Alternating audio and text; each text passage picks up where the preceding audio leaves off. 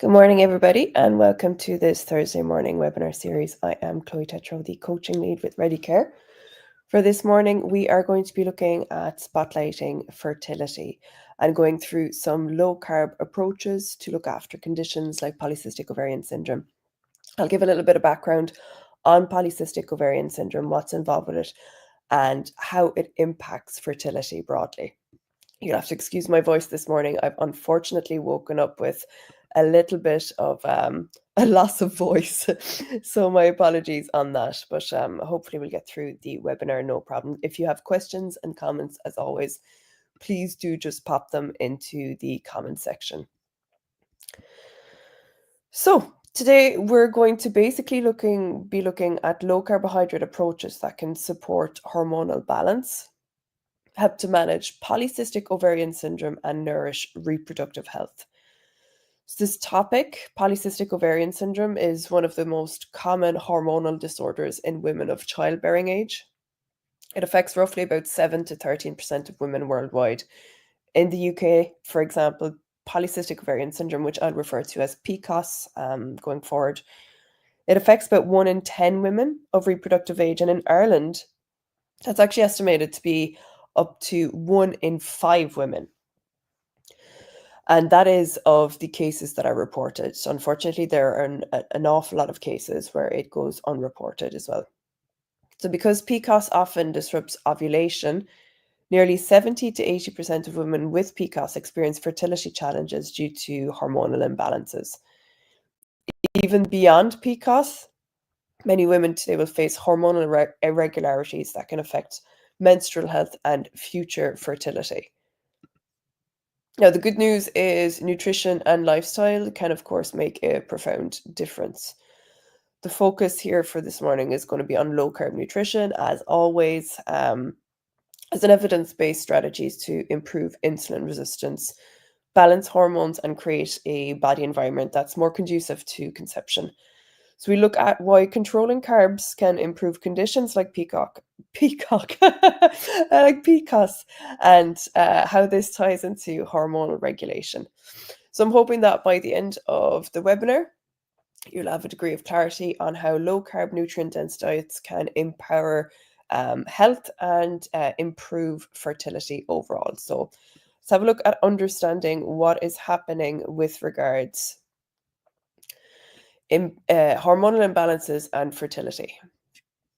So next slide.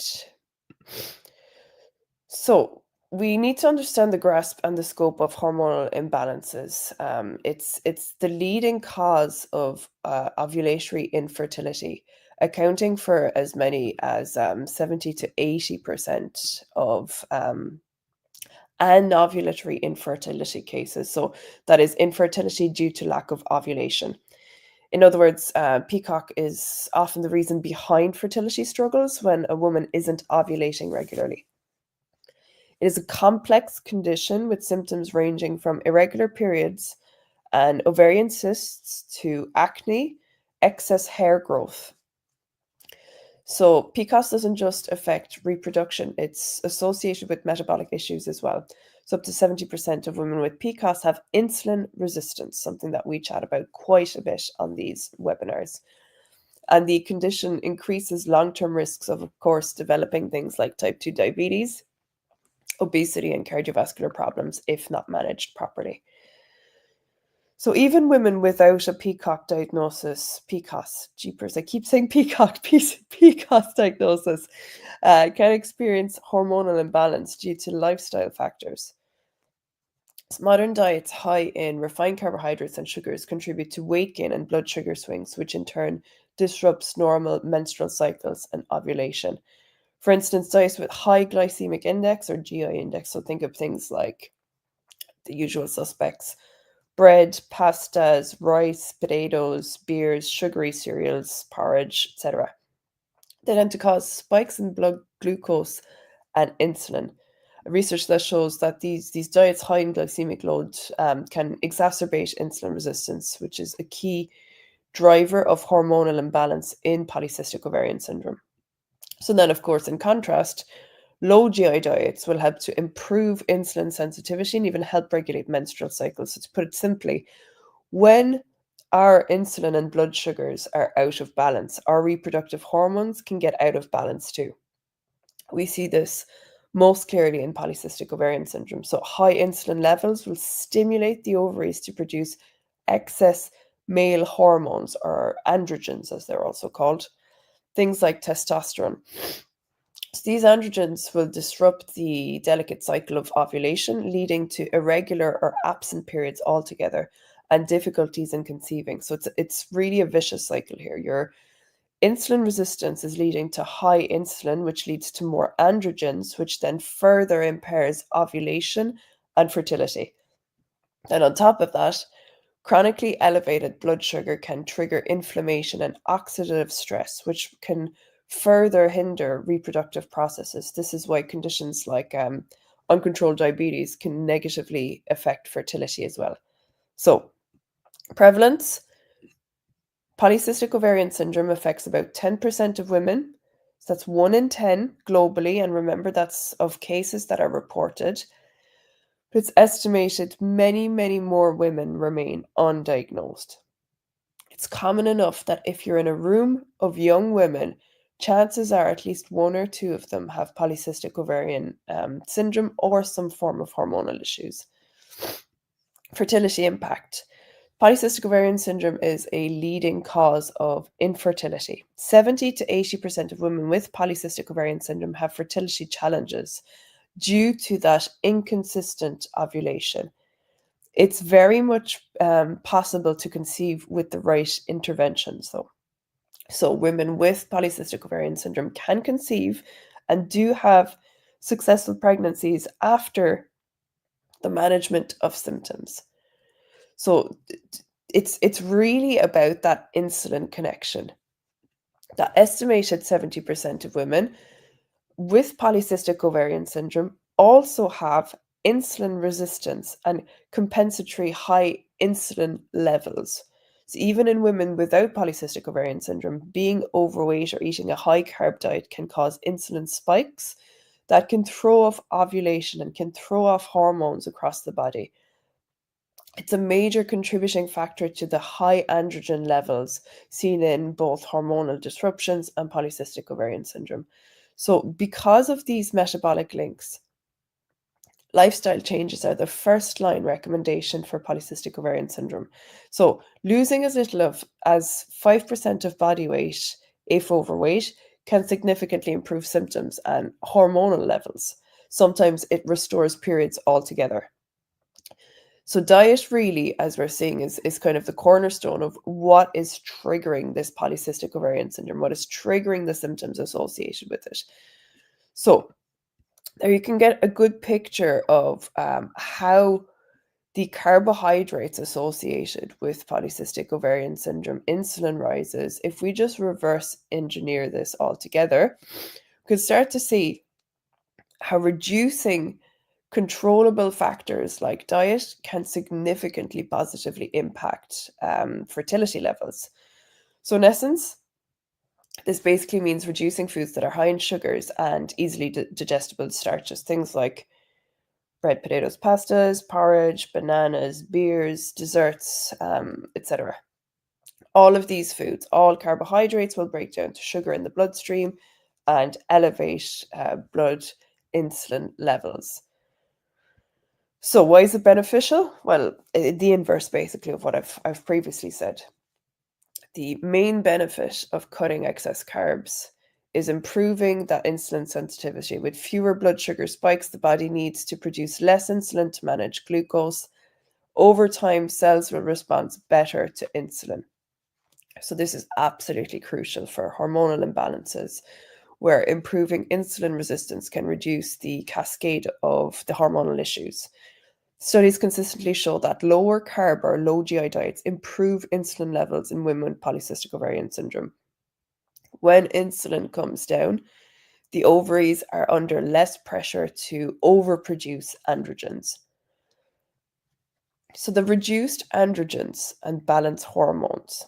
So there's been a landmark 2023 meta-analysis found that women with polycystic ovarian syndrome following a low-carb diet experience significant hormonal improvements. In the analysis, women who stuck to a keto, and that's a very low carb diet, for as little as 45 days saw lower testosterone levels and more favorable luteinizing hormone ratios, which indicates improved ovulatory function.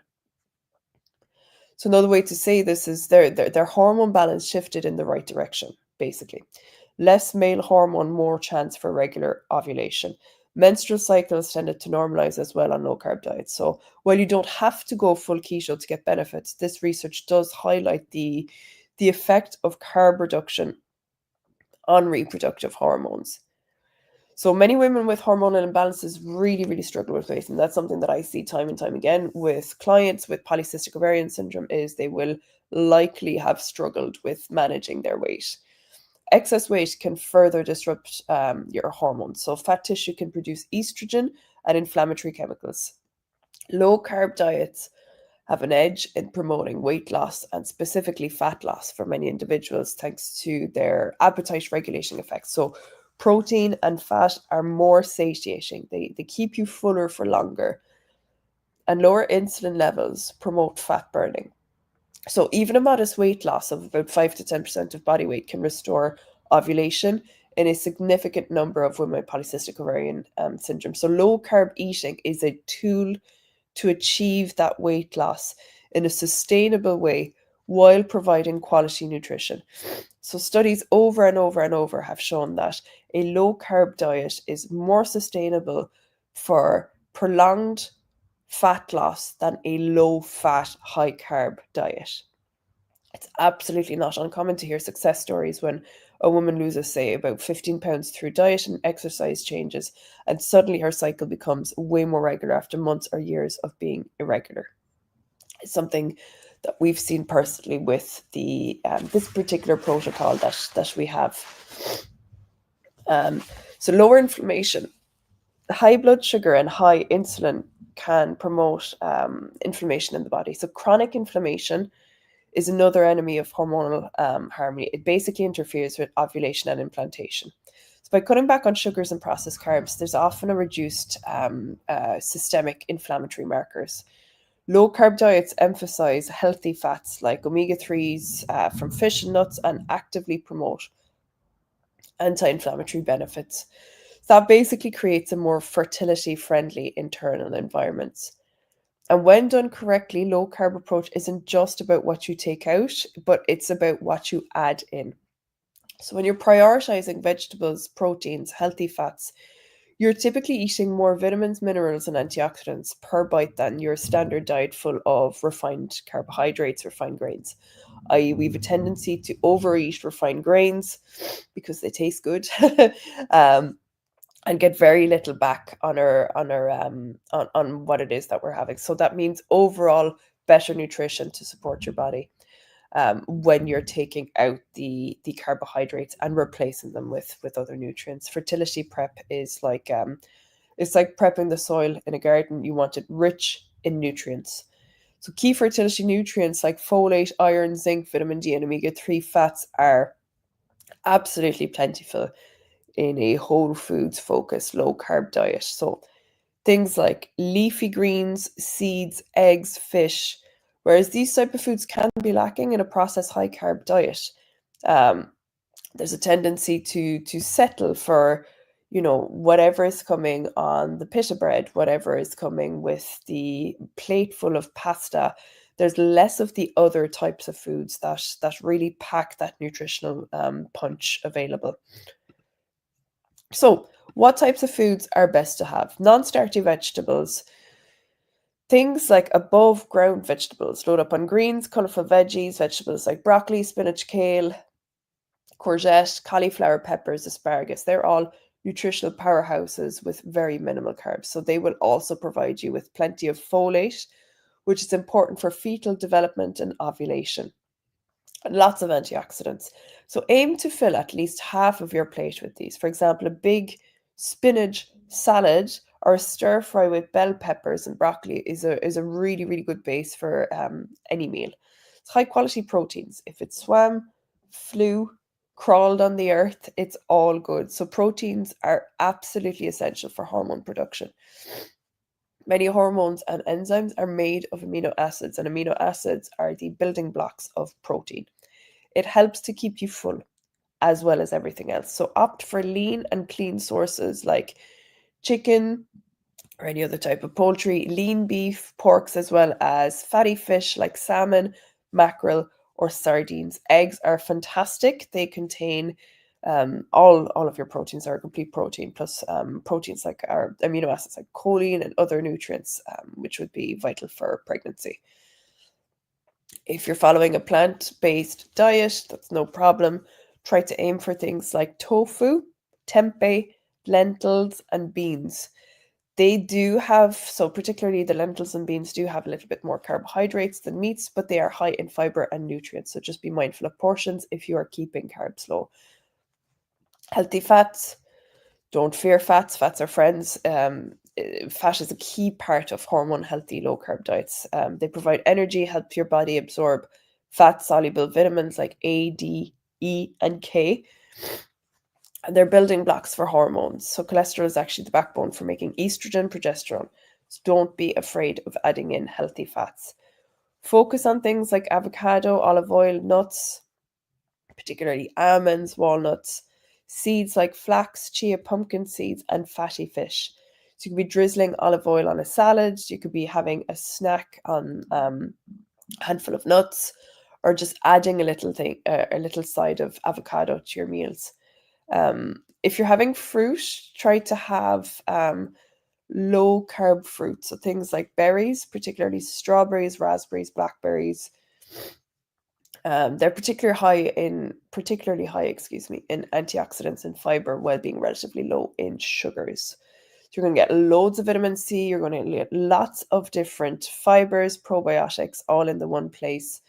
And foods to avoid then, so the ones that we chatted about already, the rice, potatoes, pastas, porridges, bananas, getting rid of refined grains altogether, really, really cutting back to your portion sizes and trying not to fill up on carbohydrates. So kill the hunger with any other type of food, proteins, fats, vegetables, and try, if you are having carbohydrates, just try to limit your intake of them and not to be filling up on them. It's making sure that you're not trying to utilize carbohydrates to curb the hunger. Cutting way back on processed snacky foods, things like crisps, baked treats, etc. And cutting way back on excess alcohol. So while the occasional drink is fine, these can add sugars and may affect blood sugar regulation. It can also interfere with nutrient absorption and increase inflammation. If you do drink, do so in moderation. Consider things like, low carb drinks like dry wines and a small measure of alcohol, clear alcohol, so something like sparkling water and either lemon or lime.